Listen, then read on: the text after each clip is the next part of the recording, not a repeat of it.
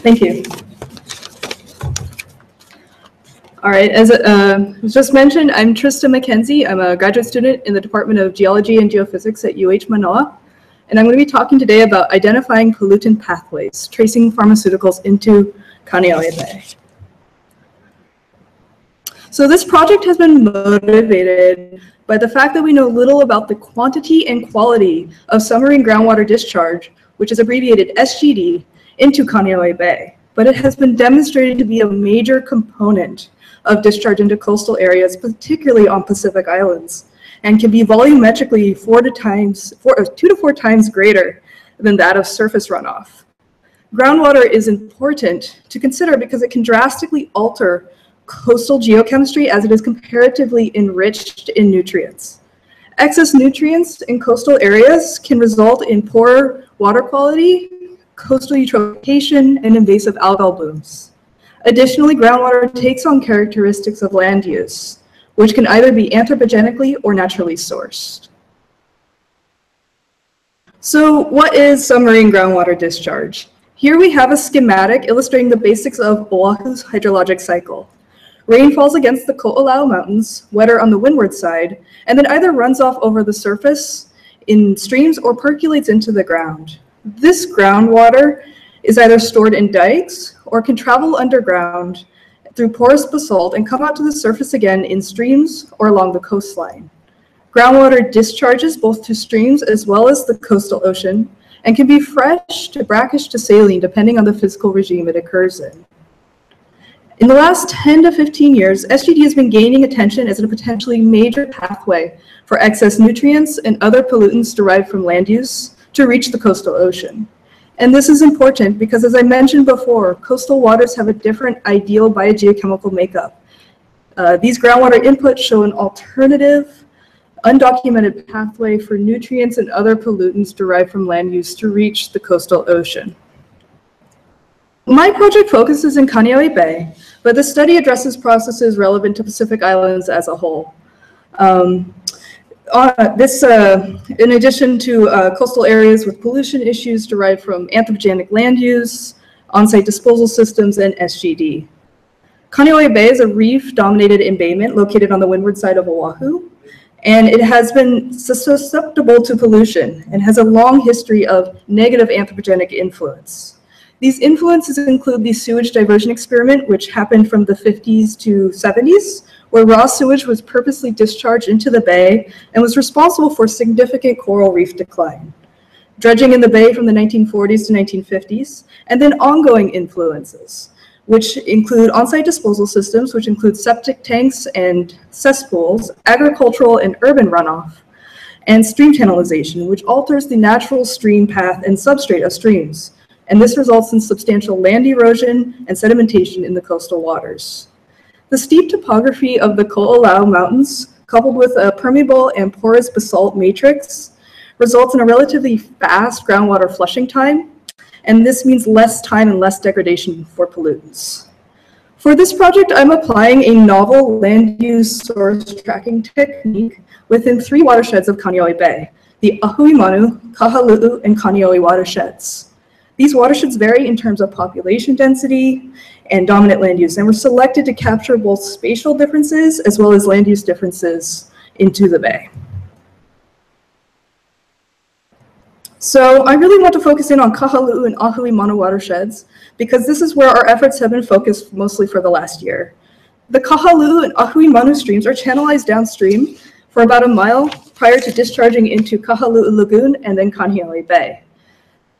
These concrete line portions are a problem because they lack a hyperheight zone, which is a favorable zone for redox reactions and degradation of organic pollutants.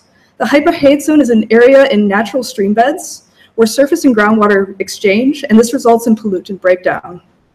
Additionally, within the concrete, there are numerous springs and seeps coming up from weep holes and cracks in the concrete. Surface runoff is also a factor due to the concrete, as the concrete is an impervious surface, and surface runoff has been observed coming directly into the stream from the concrete portion. As you've guessed from my introduction, groundwater discharge is also a factor, and specifically this groundwater is suspected to be compromised by cesspools. What is worse is that it's not just a problem in the stream itself, because this is also affecting coastal water quality. Kahanamoku Beach Park and Lagoon have been closed by the Department of Health since 2014 due to high levels of fecal indicator bacteria in the water. These levels are similar to the LOI in 2006, when 42 million gallons were dumped directly into the canal. So that we don't know where the pollution is coming from because there are so many potential sources, and it is currently unknown which plays the bigger role in bacterial pollution. To identify and locate pollution sources and pathways, we are employing a novel source tracking technique using a combination of radon, stable isotopes, and contaminants of emerging concern, which are abbreviated CECs. Groundwater hotspots are determined using radon, a natural tracer of groundwater, and I'm sampling both surface water and pore water. I am simultaneously sampling for nutrients and other dissolved chemical constituents in the water. To elucidate pollution sources, we're using stable isotopes of nitrate, which have characteristic enrichment and depletion patterns depending on source. And then we're additionally analyzing for select CECs. And CECs include pharmaceuticals, pesticides, surfactants, household chemicals, and are generally pervasive in the environment in trace quantities. So I want to highlight a few locations with results now.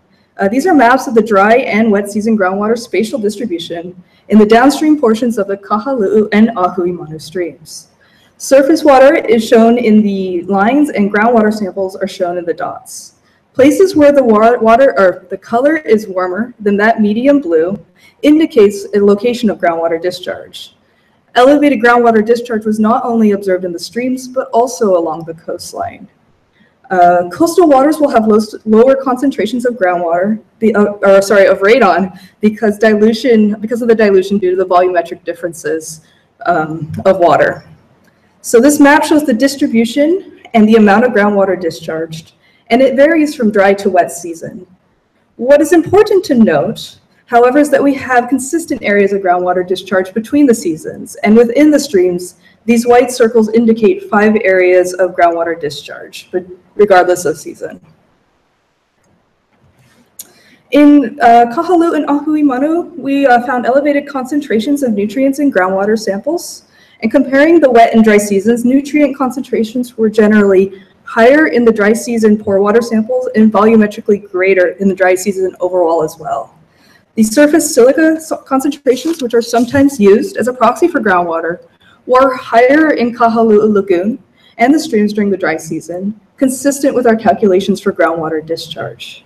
And if we look at that a little more closely, seasonally average groundwater discharge is higher than surface water discharge in Kahanamoku and Ahui Manu streams. And thus groundwater discharge is always an important consideration for water quality.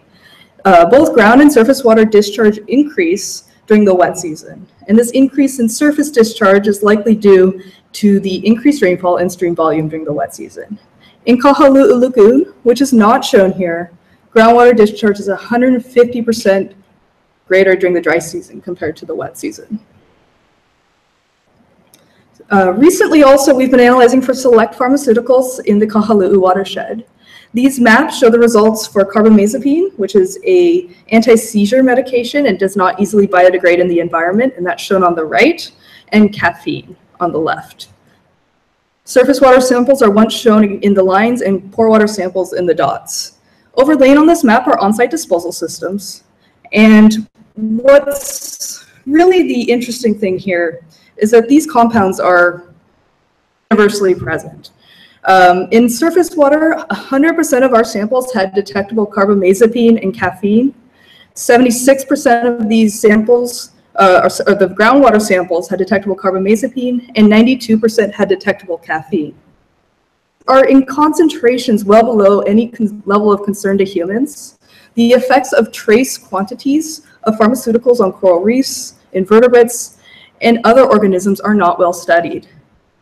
And this further indicates the necessity to consider the concentrations of CECs and how they travel in groundwater to the coastal ocean. So one of the goals of my research is also to develop a better means of determining water source.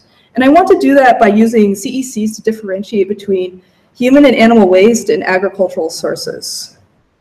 Land use is indicated on the basis of agriculture in the green hatch, and I have residential in the blue diagonal lines. We use stable isotopes to determine source, which are shown on the map. None of our samples indicated a fertilizer source. 36% of our samples indicated a soil source, indicated in the bright green circles and triangles, and 63% of our samples indicated a sewage or manure source, shown in the red triangles and circles on the map. And this was particularly the case downstream, as opposed to the Mauka samples, which are not shown on this map. And for the wastewater samples, we are further distinguishing human and animal sources using pharmaceuticals. So now focusing up in on Kahului stream specifically now, we've been able to tease out a few trends. Specifically, caffeine is higher than average in water samples indicating a sample source, and carbamazepine was lower than average in these samples. And the opposite was generally true for water samples indicating a sewage source. These differences may be due to differences in chemical properties between caffeine and carbamazepine, or due to the fact that caffeine does have several natural plant sources in Hawaii. This research is still in progress, and we are further analyzing for more pharmaceuticals, household chemicals, and pesticides in the future. Our main goal with this is to better understand how CECs travel in the environment, as well as their sources and relationship to ground versus surface water. So importantly, in light of all the constituents that groundwater can carry, we also look at groundwater discharge to Kāneʻohe Bay as a whole. And to further investigate the importance of groundwater discharge to coastal waters, we've been conducting coastal radon surveys. Once again, anywhere where the color is darker than that medium blue indicates locations of SGD, and is particularly focused in several areas along the coastline of the bay, indicated in the dark orange to red. This map shows areas of elevated groundwater discharge in Kāneʻohe Bay, further illustrating that we need to consider groundwater discharge to the bay. Just to wrap a bit, talk a little bit about the significance. This research shows that there are major impacts of land use on streams in the coastal ocean, with the following main points. There are two pathways for the delivery to streams in the coast, and that is surface water and groundwater discharge, and both may be important. 2, groundwater discharge is volumetrically dominant and is present year-round. 3, nutrients are delivered by groundwater at elevated concentrations, and that's particularly during the dry season. 4, CECs suffer from short groundwater pathways insufficient for bioremediation. They don't photodegrade, and their effect on the ecosystem is relatively unknown. This study shows their presence and origin, but not necessarily the effects. And 5, the combination of geochemical tracers and CECs is an effective tool to track pollutant sources and groundwater pathways.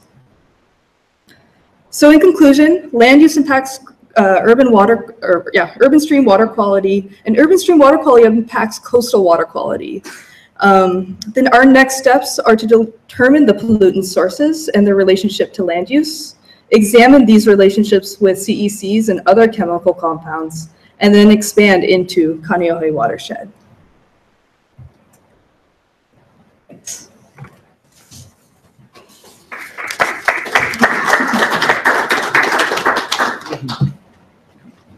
Aloha. I'm Eduardo Guimaraes, and today I'll share a little bit about my research. qPCR, a faster water quality method for Hawaii beaches. So every year, around 8 million tourists come to Hawaii, and they expect pristine beaches, a very safe and healthy environment. But are Hawaii's water quality methods providing that to them? So the answer is no, it's not. So whenever you see places like that look safe, they're actually not safe. They have contaminants and they have microbes on them. Moreover, we know that recently we had several issues with sewage spills in Waikiki, which is where we have our main source of income, and those come from tourists. Currently, the water quality method used in Hawaii is the IDEX, and the issues with IDEX is that it provides late results. So whenever we collect water samples, we only have the results 24 hours later. Therefore, we are only getting delayed results. So the public, like you guys, me, myself, we only get results from yesterday. So whenever we see a warning like that, it actually means ocean water quality was bad yesterday and you should not have swum. Water quality might be okay today. Please check our website tomorrow. That's a huge issue in a state that has income as tourism as the main source of income. That also affects public perception, since whoever sees that sign after a large rainfall be like, oh, Hawaii's ecosystem is dirty, we should not have come here. Also, surfers that notice that after every large rainfall, the Department of Health posts a sign, so he gets used to it and he underestimates the importance of the sign. So today, Department of Health uses enterococci as a fecal indicator bacteria. So that means that every time enterococci is present, they assume that human sewage is present as well. The only issue with enterococci is that it's also present in the soils, so in the natural environment, and it also grows in soils. So whenever we detect enterococci, it doesn't necessarily mean they came from us, from humans. So my project is trying to decrease, trying to decrease the time from sample collection to results. And for doing that, we use qPCR, which is this machine here. On the left is just a tray that we put in standards, and we also put our samples, and then we place in this machine, and it runs, and we get the results within 2 hours.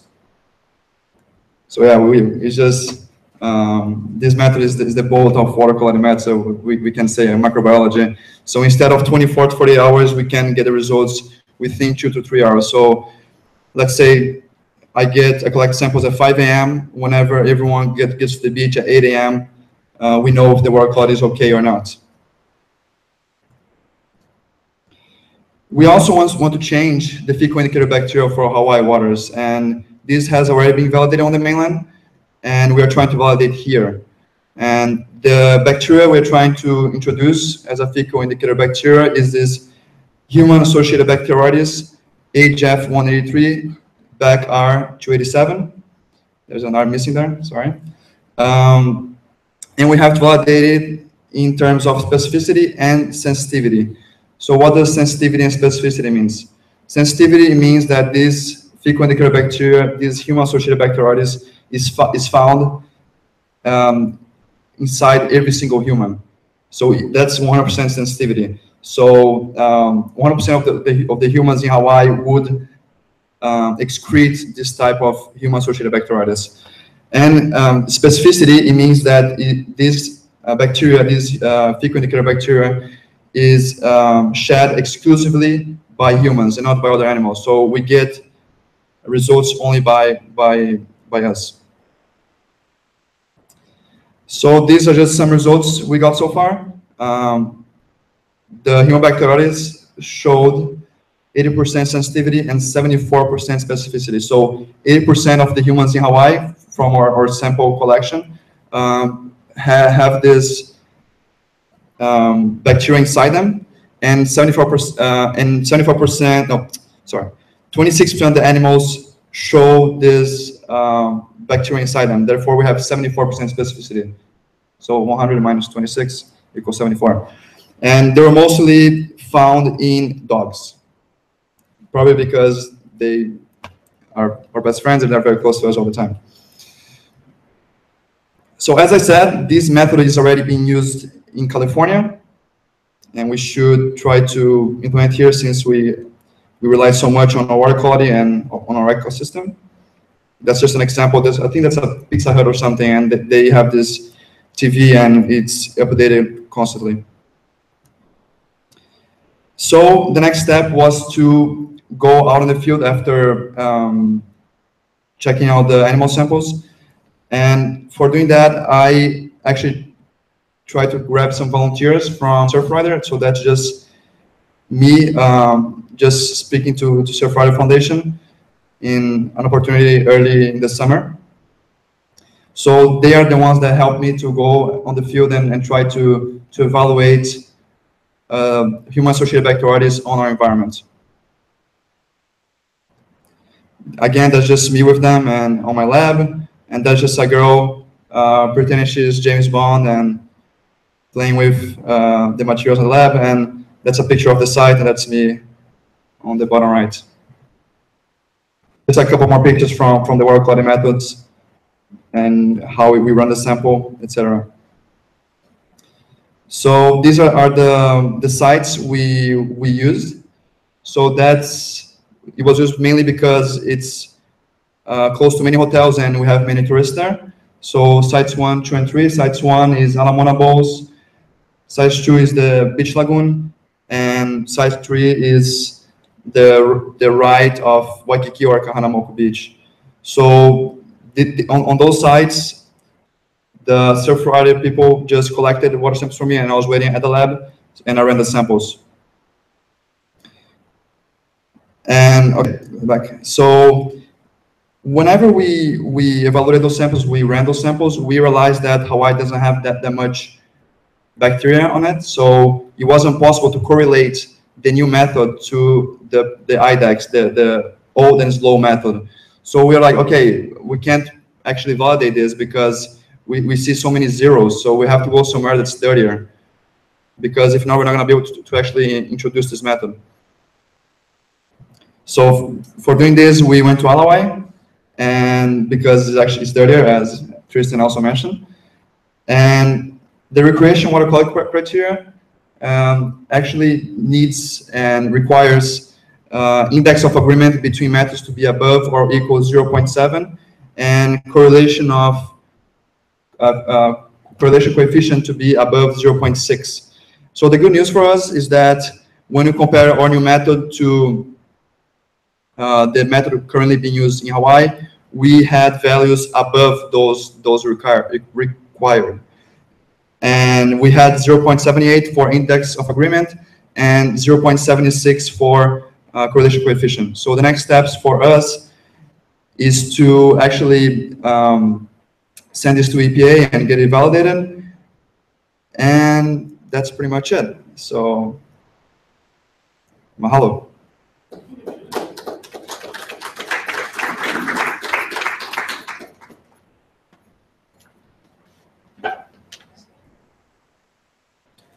Good evening, everyone. My name is Michael. I'm a graduate student at UH in the Department of Geology and Geophysics. I've been a Sea Grant graduate trainee for a little over a year now. I've been working on this project since August, and we'll be working on it through the end of next summer. And I'm going to be talking about one portion of the project today, and that's utilizing drones to find groundwater inputs in Kāneʻohe Bay. A little bit of background on groundwater. Groundwater makes up 1% of Earth's total water, which is actually a pretty significant portion compared to other sources of fresh water. The main source of groundwater is rainfall. Rainfall falls, seeps into the ground, and there's actually 10,000 times more water in the ground than there are in rivers and streams. And groundwater provides the main source of drinking water for the world, and once it's in the ground, it travels very slowly towards the ocean. We're talking a time scale of usually years to travel, anywhere from a few hundred meters or so. It totally depends on the geology, but groundwater typically travels much slower than surface water.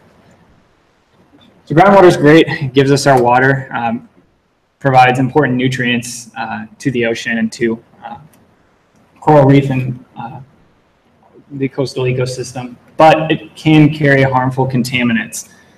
So groundwater can discharge into streams and into the ocean, and in the process can carry contaminants from agriculture, contaminants from cesspools and septic tanks. Basically anything that gets into the water is then carried straight out to the ocean or to streams. So one main source of groundwater contamination here in the Hawaiian Islands, cesspools.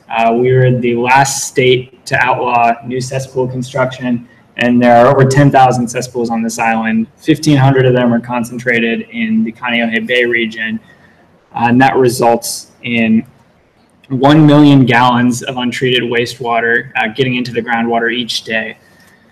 So it has a pretty significant impact. As Eduardo mentioned, Enterococci bacteria is a big concern. It's a human fecal indicator bacteria, and it has been found in levels well in excess of the EPA recommended limit of 350 colony forming units per liter. So the EPA estimates that with levels this high, there will be 36 illnesses per every 1,000 people that are in a stream or ocean with that concentration. We've actually found levels as high as 5,000, so much higher than that 350 mark. And there have been numerous reports of bacterial infections contracted from the streams and coastal waters in this region, and that has led to beach closures. So what we don't know is where groundwater is entering Kāneʻohe Bay. We also don't know where it's entering streams, and we don't know how contaminated it is. So in order to answer these first two questions, where is groundwater entering Kāneʻohe Bay and where is groundwater entering streams, we utilize drones. So why do we use drones? Previously we used airplanes. What we would do is we'd fly over a large section of coastline and would try to find cold water spots because groundwater is naturally colder than surface water. Groundwater is recharged at high elevations from cold rainfall, and it's insulated from the sun, so it's not being heated all day, whereas the ocean is sitting in the sun and is quite a bit hotter than groundwater. So we previously fly airplanes over the coastline and find cold water spots using a thermal infrared camera, which can sense temperature remotely. We started using drones because we can get higher resolution. You can fly below the clouds, so your camera signal is not blocked by the clouds. It's a lot of flexibility. You don't have to coordinate flying an airplane. You just pop the drone up in the sky.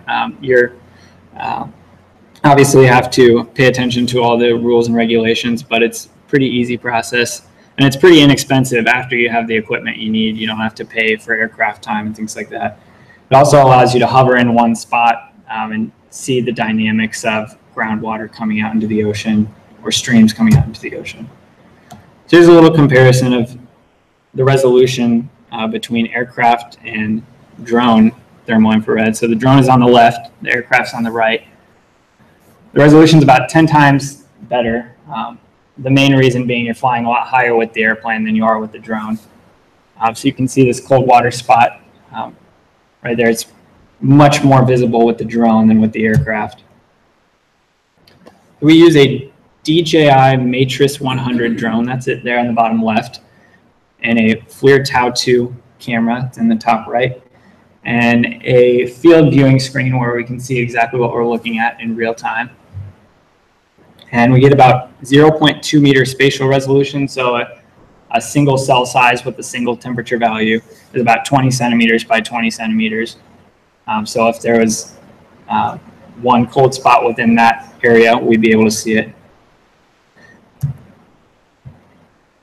So we have two FAA certified drone pilots, myself and Daniel, my co-researcher, and we use aluminum reflectors for ground control points. So whenever you get any sort of data, you need to know where you're getting that data from. So we put these aluminum reflectors out, and that allows us to see in the imagery where these spots are. We get a GPS point on them, and then we are able to reference basically where our images were taken from. And we can cover about 2 kilometers of coastline in 20 minutes. Here's a little diagram of our setup. It's pretty simple. There in the top left corner, you can see satellite resolution is about 30 meters, aircraft resolution is 2 meters, and the drone resolution is 20 centimeters. So definitely the best choice as far as resolution goes. We fly at about 120 meter altitude, and our camera gets about 100 meters, so we can see about 100 meters offshore. And again, this groundwater is coming out right at the shore, right along the beach. So we also use this technology in streams. It depends when in the day you go, but typically if you do an early morning flight right around sunrise, the groundwater is actually warmer than streams, so you can see warm spots where groundwater is entering streams. Here's a little diagram here. You have cesspools leaking contamination into the groundwater, and then the groundwater getting into streams. So we fly our drone over here and try to find these warm spots where groundwater is entering. This is one of the only ways in which you can actually see groundwater, because otherwise, you know, it looks just like any other form of water. So this is a way for us to be able to actually see where this groundwater is entering streams or the ocean, and also then where this contamination is entering the streams in the ocean. So here's our study area right in central Kāneʻohe Bay, same area. The Trista is working. These are the streams in our area. These cesspools in our area, quite a few, and a lot of them right along the beach. And these are thermal infrared results so far. We'll zoom in here. So first we'll zoom into this area, Kahulu Lagoon, which Trista and Eduardo both talked a little bit about. This is an area that's been a particular focus for the Hawaii Department of Health. You might have seen this spot on the news. There are 3 streams coming together there, and then they meet in this lagoon and empty into the ocean. And there have been very high bacteria levels here. It's been closed multiple times, and we definitely know there's quite a bit of contamination there from cesspools and septic tanks. So here we can see there's streams entering from the southeast and from the southwest. You can see the blue colder water where the streams are coming in, and also groundwater coming in there from the northeast. So we know that these are locations where surface water and groundwater are entering this lagoon. You can see the water gets quite a bit warmer. Red is warmer, blue is colder, but the water gets quite a bit warmer as you get closer to the ocean up north. So that kind of shows you that the ocean is quite a bit warmer than this fresh water. When we zoom in here to this location, you see this is a mangrove area, so we have a main stream coming out here, and you can see the freshwater inputs that are much colder than the ocean inputs, and you know, you can't see this stuff with the naked eye. I'll zoom in here. You can see these cold water spots, a couple of them right there in the middle and near the northern portion where groundwater is entering. And again, you can see the cesspools right along these areas. So that water essentially has, you know, there's no buffer zone per se between those cesspools and the ocean. They're right there. There's no time for bacteria on the ground to break anything down, or for plants to absorb any of the nutrients or contaminants that just get right out into the ocean. So this technology tells us where groundwater is entering Kāneʻohe Bay and where it's entering streams. So the follow-up to that is finding out how contaminated the water is. Are these groundwater inputs actually affecting the water quality? Are there higher bacteria levels here? Are there higher nutrient levels? And in order to answer that, we're doing quite a bit of water sampling. We're sampling rainfall, groundwater wells, streams in the ocean to get a good picture of what the water is like when it's coming in to the watershed as rainfall, and what it's like when it's going out. And we're doing a multitude of analyses. We analyze for nutrients. We analyze for nitrate isotopes, which actually tells us what the source of different contaminants are. And my co-researcher Daniel is doing that, and Trista's doing groundwater and wastewater tracers, which she talked a little bit about. And Chrissy Rempel, who's also a Sea Grant grad researcher, is sampling bacteria. And so altogether, we're trying to get a good picture of exactly how the cesspools and septic tanks in this region are affecting the water quality. And basically, if we really do need to address this issue, or whether this is something that can linger without significantly harming human health or ecosystem health. So some other work that we're doing that I don't have time to go into detail on today, stream gauging. We use this method to tell us exactly how much groundwater is coming in to streams. Again, the drones tell us where groundwater is coming in, but not how much. And so we do stream measurements to find out how much groundwater is coming into the streams. And that allows us to identify specific stretches where there's a lot of groundwater coming in. And then we can follow that up with water quality sampling to find out exactly how that groundwater is impacting that stretch of the stream. Also doing groundwater modeling. This is, not a true representation of reality, but it's the best we can do. We take all the data that we have and we put it into a software, and it basically tells us where the groundwater is moving. So it's not a perfect method, but it's a great way to visualize and a great way to utilize all the data that we get. So in summary, groundwater is an important part of the water cycle, but can also carry harmful contaminants from the land to the sea. And thermal infrared imaging can locate groundwater as it flows into streams in the ocean.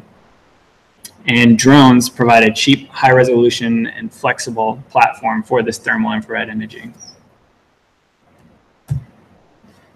So I'd like to acknowledge my funding source, which is Hawaii Sea Grant, my advisor, Dr. Craig Glenn, and the rest of my committee, my collaborators, Daniel Dorez, Trista McKenzie, and Chrissy Rempel, and the guys who helped me out in the field, Dan Litchmore and Eric Welch. Mahalo.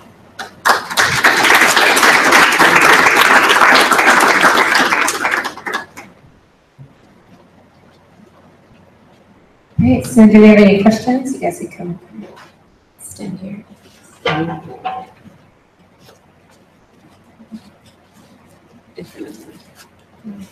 Oh, yes. Last speaker, the last subject to talk about was stream gauging. With a wide variety of numbers of streams and conditions, rain, no rain, day, night. How do you manage the data? What kind of modeling do you manage the data to know that you're getting a significant result in a small degree of error?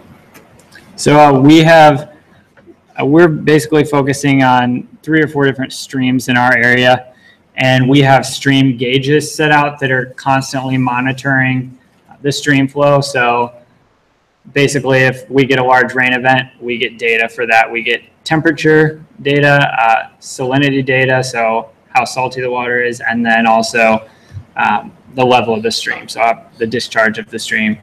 And then we also go out and we'll do what we call a seepage run every so often. We usually try to do one in each dry season and one in each wet season, where we'll go out at the same time of day and measure a bunch of different points in the stream, because obviously we can't put a sensor out at every single point, but we do have them at a few points where we're getting constant data, and then we go out on one specific day every few months and measure different points in the stream.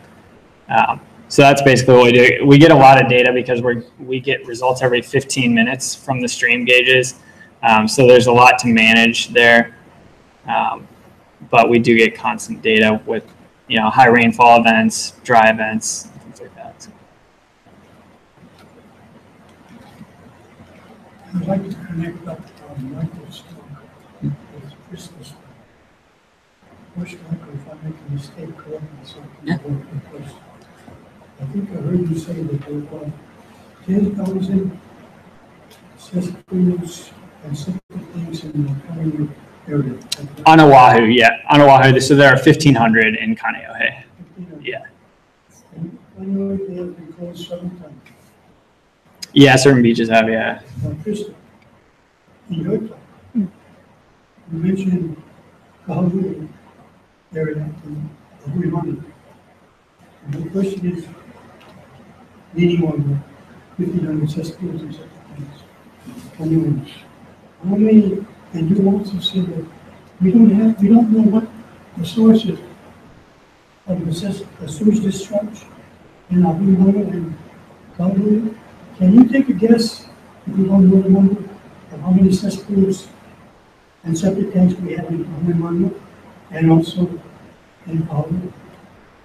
In Kahului, there are over 700, and in the Ahuimanu Kahului and a little bit north, there are about 1,200 cesspools. So do we have more problems at the Kāneʻohe Bay discharge of sewage than the other two? I would say it's difficult to say, and one of the things I want to clarify about my own talk is I said we don't know the source of bacterial pollution to the ocean because there are other sources, agricultural runoff and other sources can potentially cause the same effects. Septic tanks and the cesspools are normally feeding practically one human.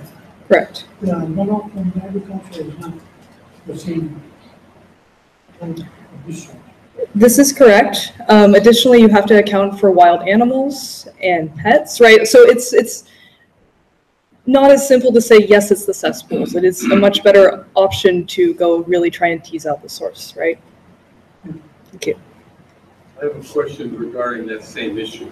Have you done any testing of individual cesspools to see if there's, you put something in a cesspool and then you try to see if you can find it somewhere? Have you done that? And then I have a comment after. Do you want to take that or together? together? Yeah, we all went together to the Waimanalo wastewater treatment plant and did wastewater sampling there.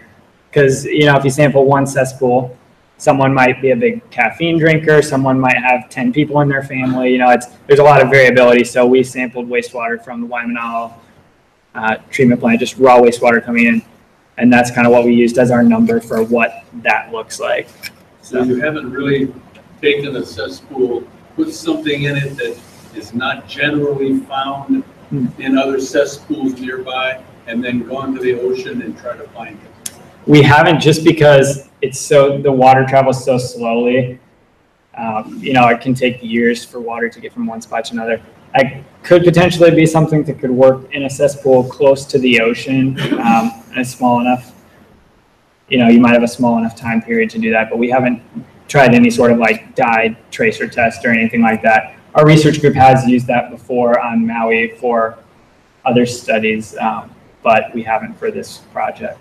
The reason why I'm asking is you're familiar with Mangrove Bay? Yeah. And years ago, this is quite a number of years ago, we had cesspools down there that were being used. And we had quite a lot more people than we do right now. And we had the cesspools tested, put stuff in each one and then tested out in front, you know, out in the bay here. And they never found anything that they put in the cesspool out there. And I was just wondering if that, I mean, it just appears to me that not, you know, your studies are saying that it could be cesspools. And maybe they gotta try to see if it really is cesspools or just the stuff that's washing down and coming from upland in the water, because it may be, depending on what's down under the ground, it may not be from cesspool.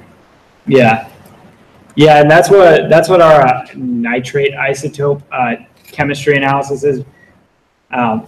Basically, wastewater nitrogen has more neutrons than nitrate from other sources such as agriculture or whatever. And so we analyze samples from all over the place to basically figure out, make sure that it's coming from wastewater rather than coming from agriculture or soil. So we're not just finding where groundwater is and saying, oh, it's, you know, this is definitely contaminated from cesspools. We're trying to, you know, get a good objective picture of basically where groundwater is coming in is the first step, and then basically if that groundwater is actually bringing contaminants with it. So, but yeah, that's kind of the approach we're taking right now. It's definitely a dyed test or something like that could definitely be something that we could use for a cesspool close to the ocean or something like that. That's interesting about Kāneʻohe Bay down here. Hear more about that. I have a question about the use of caffeine. Yes. It's a bioindicator. Why? Is it a generalized indicator? It is a generalized indicator. Its application is more dominantly used on the mainland where they don't have naturally occurring plants that produce caffeine like we have here.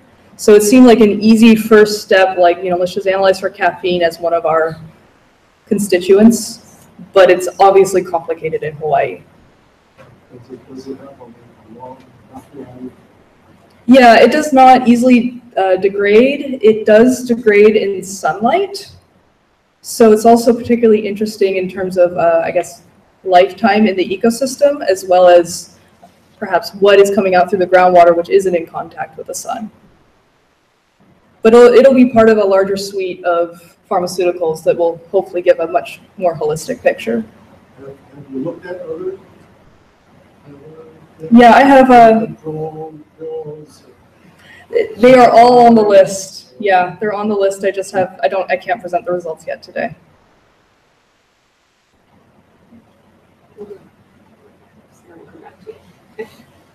Yeah. Well, first of all, I want to appreciate and acknowledge how much you guys are doing with your research and study and how it's working.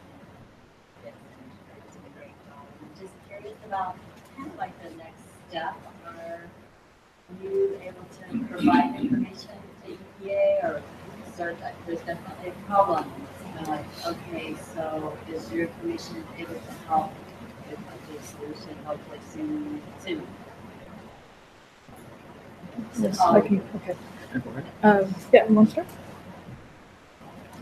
Not yet. We are doing other stuff, analyzing further data that I didn't present here. But we, as I said in the last slides, we are above the thresholds recommended by recreation and water quality criteria. So the method is definitely can be validated. So these are the next steps. Yeah. I'll speak, I guess, for us. Michael, Daniel in the audience, and myself, we are working with the Department of Health currently with this project, and so they are getting the real-time results. If you have anything to add to that. Okay, go ahead, Les. Yeah. When I saw the title of the talks today, I thought there might be some mention of estrogen in water over a period of years. We have speakers talking about this, and the question is there any current papers saying which estrogen is doing the worst thing for our ocean? The natural estrogen, the pharmaceutical estrogen, or the industrial estrogen and plastics? They all get into the animal and plant system in the ocean. And, anyone know what's happening? So, So there is going to be a talk about that specifically, a little bit more in depth, I think, than what we've learned tonight coming up. Okay. I'll have to check the schedule, but the schedules are out for November and December. Okay. If you missed it here, you could always watch it online at Hanama Talks on our YouTube page. Okay. Fritzy Brady is going to be talking about that. Okay. Good.